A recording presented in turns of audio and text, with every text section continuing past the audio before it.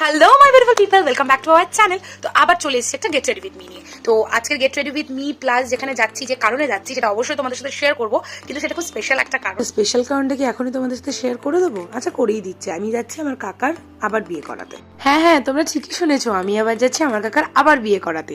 আর আমার চ্যানেলটাকে সাবস্ক্রাইব করে রাখো, এরপর আরো ধামাকেদার ভিডিওস আসছে। এই যে আমি রেডি হতে তো আরেক পণ্ডিত চলে এসেছে।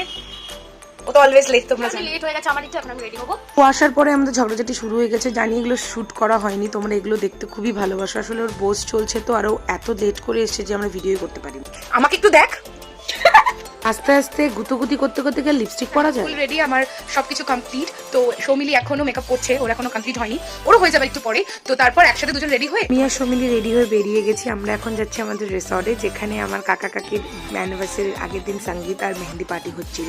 তো আমরা চলে এসেছি। আর মেহেন্দি পার্টির দিন বর বউয়ের নাচ হবে না তা কখনো হয়। তারপর 12টা বাজতে আমরা কেক কাটিং করি।